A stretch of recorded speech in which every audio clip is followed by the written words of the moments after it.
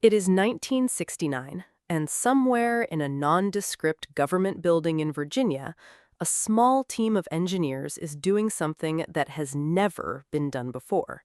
They are connecting two machines that have never spoken to each other. They are teaching computers to share. And in a few seconds, when they press send, they will fire the first message across what will one day become the Internet. The message crashes after two letters. L-O. That is all that gets through. But it is enough. The world has changed, and almost nobody in that room will ever get the credit for it. Corby Larry here. You have heard the story of the Internet.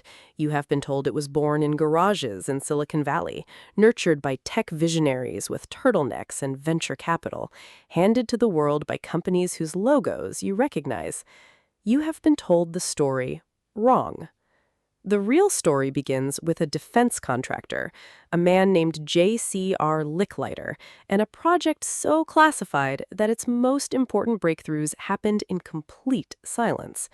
The real story involves a network called ARPANET, a name most people only vaguely recognize, if at all, and the real story ends with one of the most remarkable acts of institutional forgetting in modern history. Go back to 1962. The Cold War is not an abstraction. It is a daily terror.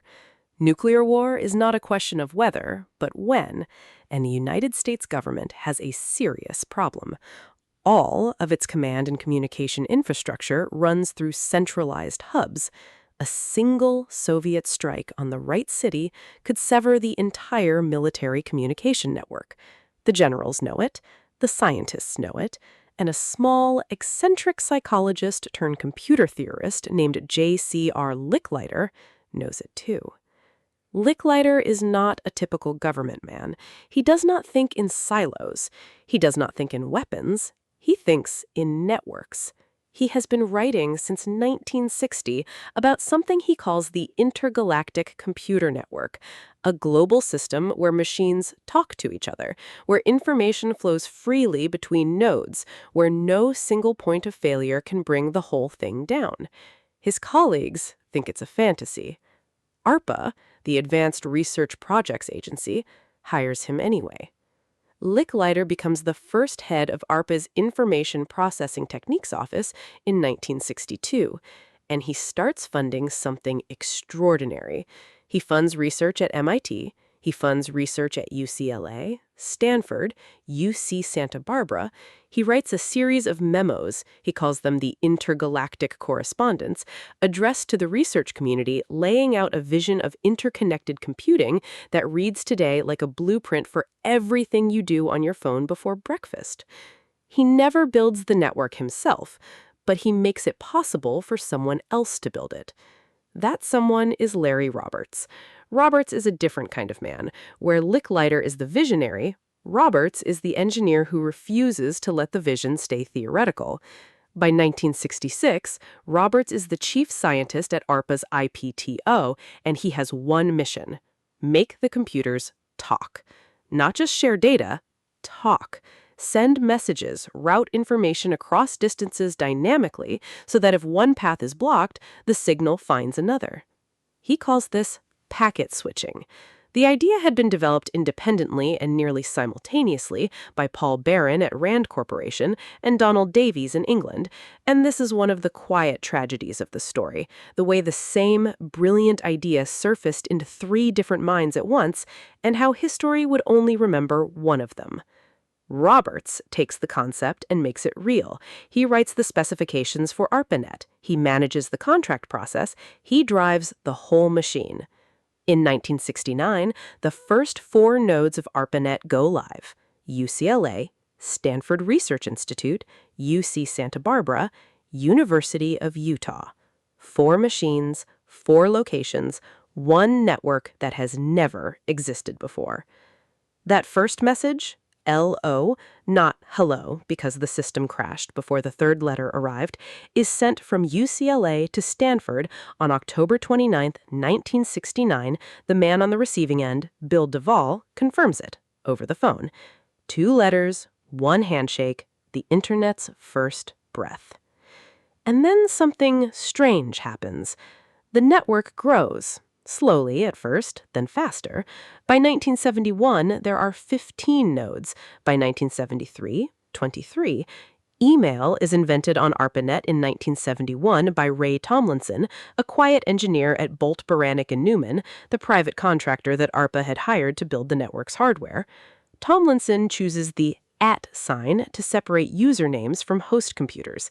He picks it almost arbitrarily. He later says he cannot remember the first message. He thinks it was something like QWERTY UIO key. The most transformative communication technology in human history, and its inventor does not remember the first message. This is what happens to the people who build the foundations. They are not forgotten because they failed.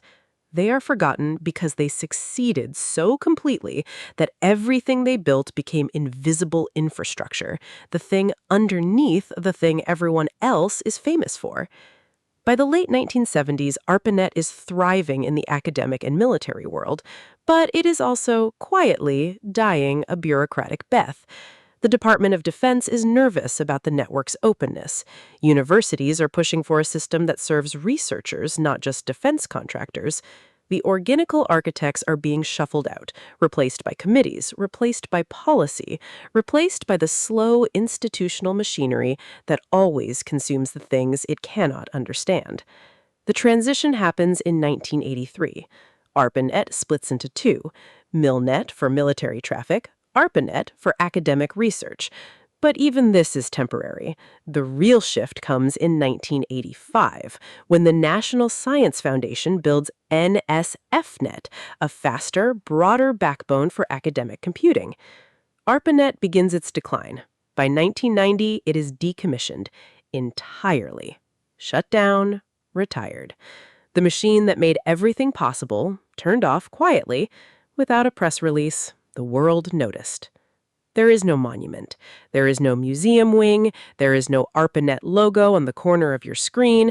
No company that went public and made the founders billionaires. The engineers who built it mostly went back to their labs. Larry Roberts went on to found a company.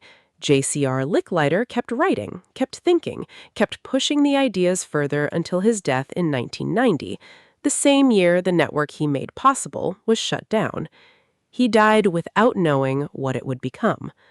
What it became is everything. The protocols that ARPANET developed, TCP/IP, the Transmission Control Protocol and Internet Protocol pair, developed by Vince Cerf and Bob Kahn in the mid-1970s, became the language of the entire modern Internet. Every email, every website, every streaming video you have ever sent from a phone in your pocket is still speaking in the grammar that ARPANET's architects invented. The thing died. The language lived forever. This is the paradox of infrastructure. The more essential something becomes, the less visible it is. You don't think about the pipes in your walls when you turn on the tap. You don't think about the electrical grid when you charge your phone. And you don't think about ARPANET when you open a browser and type a search query and receive, in under a second, access to the collected knowledge of civilization. But someone built those pipes, someone designed that grid, and someone, in 1969, in the quiet tension of the Cold War, pressed send on 2 letters and changed the world. The men and women who built ARPANET were not entrepreneurs. They were not trying to disrupt anything. They were trying to solve a problem: survival, communication, continuity in the face of nuclear threat. And in solving it, they gave the entire human race a gift that has no parallel in modern history. They just never got a ticker tape parade for it. The next time you open a tab, type a URL, and watch a page load and the time it takes you to blink, that's ARPANET. That's Licklider's intergalactic vision finally real. That's Larry Roberts' packet-switched dream running underneath everything. Invisible, unbranded, uncelebrated, and completely, permanently, inescapably alive. Corby Larry here. Drop a comment and see you in the next video.